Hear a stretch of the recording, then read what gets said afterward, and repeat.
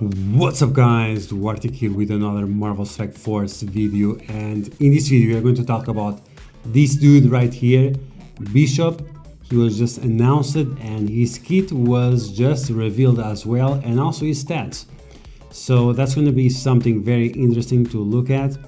And yeah, in this video we are going to talk about Bishop. We are going to take a look at his kit, his stats and so on, and see what's the deal about this guy, because yeah, this is very unexpected. So if you like the information on this video, make sure you share it with your friends on Facebook and Discord.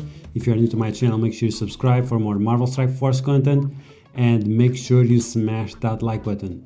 So let's get started and let's take a look at the blog post and see what's the deal with the Bishop and why I'm kinda excited and interested about this character, because it actually changes a few things about the arena meta that I thought that would be coming up in the future. So this guy actually changes a little bit of that. So let's take a look at his traits. Hero, Cosmic, Mutant, Blaster, Astonishing, X-Men. Cosmic Blaster. So that's something interesting because he might be somewhat helpful for the Cosmic lanes on Dark Dimension 4, depends how expensive he is. And he is a Blaster, and this will be important in a second. So with his basic, clears counter from the primary target. Okay, that's somewhat useful. Attack the primary target for damage, then gain 1 counter up to a maximum of 4. This attack cannot be counter-attack. Now, depending on the effects that he has on Isolate, this might be very important or not. So for now, we'll have to wait and see when he will be available in the game to see exactly how this is going to work.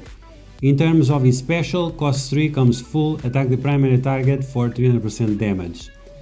If Jubilee is an ally, gain offense up. Attack the primary target for 400% damage instead. Apply offense up and defense up to ally Jubilee. This attack is unavoidable and always crits. So this is going to result in tons of damage, but also in some support for Jubilee. And depending on how fast this guy goes before Jubilee or not, this might be very relevant, because it will allow Jubilee to do especially strong ultimate or one of the basics or so on. So depending on the turn where you use this ability, it might become very useful.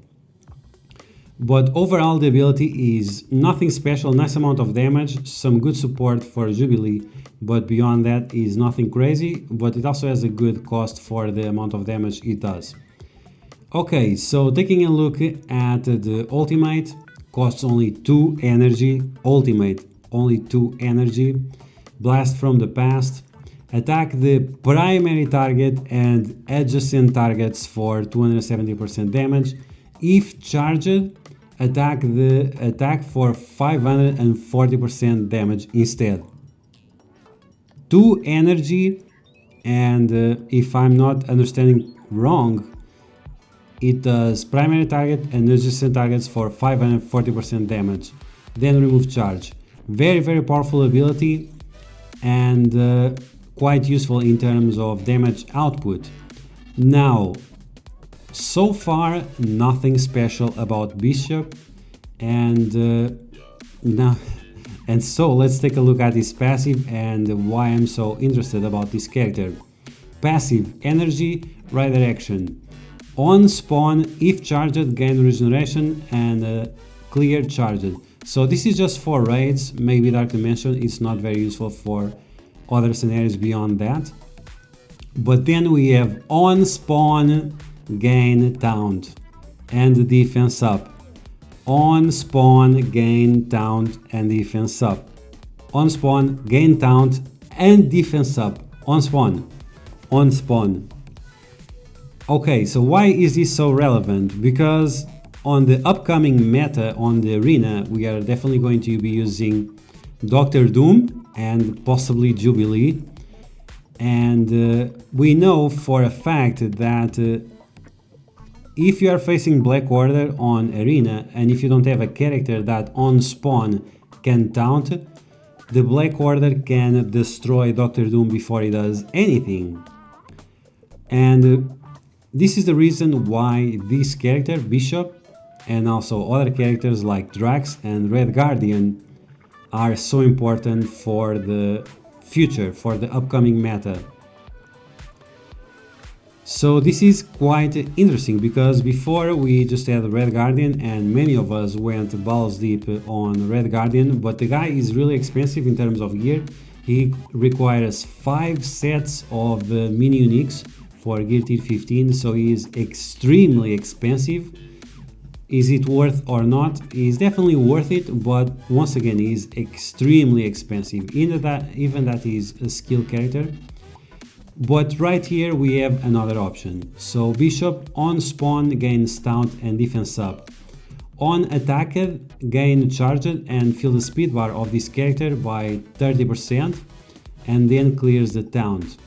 At the end of this character turn, if this character health is greater than 80%, gain taunt and defense up once again up to a maximum of 3. So this once again is very useful. This is even better than Red Guardian, because if it happens the case that the early taunt is removed by the effects like Skirmisher or some other effect that removes positive effects, then this guy will be able to taunt right away. So this is going to be a very good character. Is he better than Red Guardian or not?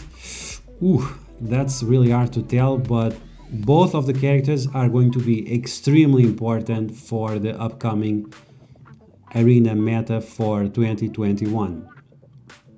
While this character has taunt gain 20% damage reduction. Okay, so taking a look at his stats that were revealed, and this is at level 80, 7 yellow and 4 red, only 4 red and no ISO 8. So this is 0 ISO 8, and this guy has really high armor for a character with so low red stars, and for a blaster, once again he is a blaster. So in terms of armor it's really high, and when you have abilities like this with the damage reduction, the value of armor becomes even bigger. So if then you have some other characters that can apply some other effects like deflects, like a shield barrier or offense down on the enemies, that's going to make this guy a really beefy tank. And so far he's looking like he's going to be another very important character. Gain 100% chance to counter attack. This is really good because we have seen from Ghost, for example, that whenever she is next to a tank and there is some kind of splash damage or something like that, counter attack will stop any kind of chain attack, but it will also allow to apply vulnerabilities. So if you have this guy with a skirmisher, he'll be able to spam vulnerabilities on the enemies, and that can allow you to remove positive effects from the enemies based on the counters, or to activate some other effects from other characters like isolate attacks and so on. In raids, when the Astonishing X-Men ally drops below 50% health, gain taunt and defense up. So once again, this guy has 3 different mechanics on how to get taunt and defense up. 2 of them work outside of raids. The other one works only in raids, but that's fine. In raids, while this character has offense up, gain 20% damage. Now, this is not so relevant outside of raids, but this makes this guy, this ability plus the passive from Jubilee, overall it makes this guy stronger than a Black Bolt in terms of damage output for raids. And once again, like I said before, because we have this ability to gain counter, this is going to be an insane damage output, even that we already have insane damage output from his ultimate and also from his special. So this guy is going to be not only an insane damage dealer, but he's also going to be major disruptive character in terms of blocking the enemies from doing chain attacks and so on. but also blocking them from attacking any other character than this one, because once again he's going to be applying taunts to himself all the time. And with other characters like Beast giving buffs and healing, the potential of this character is going to be amazing for raids. For situations like arena and so on, this guy is just on another level. I cannot say by 100% that this guy is going to be better than Red Guardian. We have to wait and see how good he actually performs, but he's looking out to be a very, very good character. So in my opinion, and this is my suggestion to you, save all your red stars, not only to Jubilee but also to this guy. I'm going to completely ignore Iceman, because while Iceman is great for raids and so on, he doesn't really need the red stars to activate stuff from his passive and so on, and he doesn't have much potential outside of raid game mode. While Bishop, he has insane potential for the arena meta, not so much for Dark Dimension, and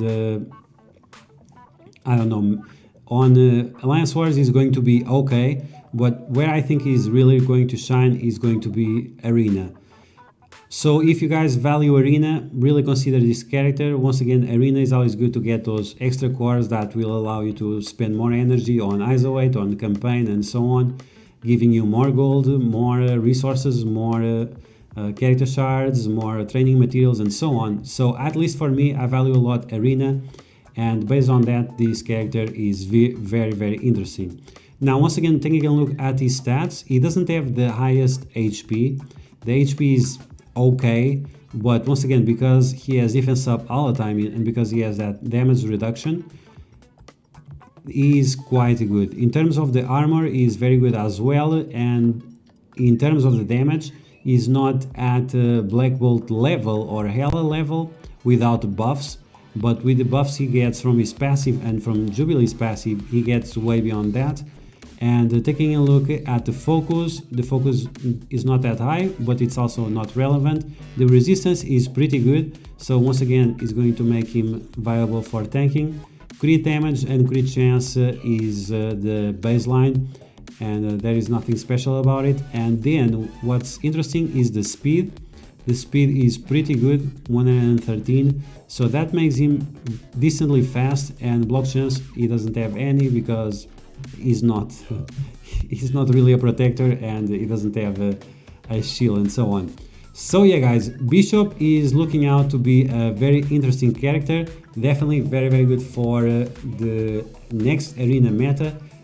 I'm gonna make a video about the best characters for the next 6 months to a year for Marvel Strike Force arena meta, so you can get more cores and so on. You start focusing on these characters that really matter. Before it was the Black Order, but now with Doctor Doom it's time to cancel the Black Order and move on to something else. So yeah guys, that's gonna be the video. I hope you guys enjoyed. If you did, you know what to do. Smash that like button like a boss. If you found the information on this video helpful, make sure you share it with your friends on Facebook and Discord. If you are new to my channel, make sure to subscribe for more Marvel Strike Force content, and I'll catch you guys later.